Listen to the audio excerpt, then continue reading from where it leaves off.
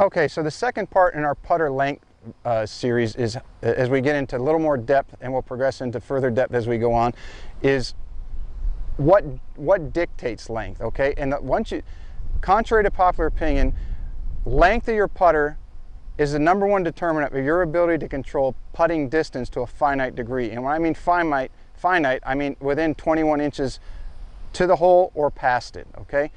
And here's what I mean by that. So by the time you, an individual, male or female, is in their early 20s, you stop growing vertically. That means your torso stops growing, your legs stop growing, and your arms stop growing.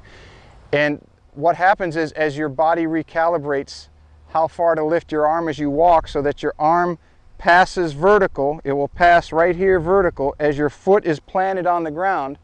That is determined by gravity. So, okay, so all you have to do subconsciously, of course, is figure out how high to lift your arm. As the foot plants itself, the arm passes vertical.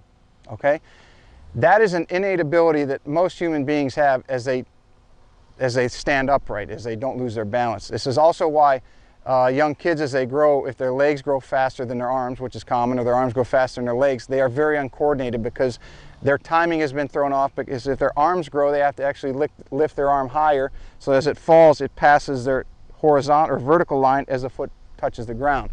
So why is this so important? Because for anybody, you can take anybody out there that's a beginner, or anybody out there that's a decent player, or anybody that's ever thrown a ball or rolled a ball underhand, and if you were to stand at any distance away and ask them to toss it to you, they're going to take it back a certain distance to make it go a certain distance. And the further you go, the further they're going to pull it back. Well, the same thing happens in the putting stroke, in that if you have you're going to take your arm back a certain distance to make the ball go a certain distance. Where we get into some trouble, where we can't control putting as well as we can tossing or throwing, is if the putter shaft, the putter length, is too long or too short, because that will disrupt our natural timing and sequencing. And here's how. If the putter is too short, okay, as you make your normal backstroke, the putter head will finish its backstroke before the hand has finished the position that it was felt that it had to move into, and you're going to be rushed to get back to the ball.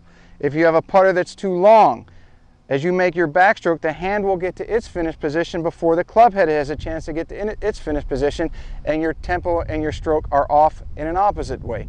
So length plays a huge factor in your ability to control distance, because it is related specifically and directly to how far back you pull your arm and how much this influences your ability to control where your hand and arm should go.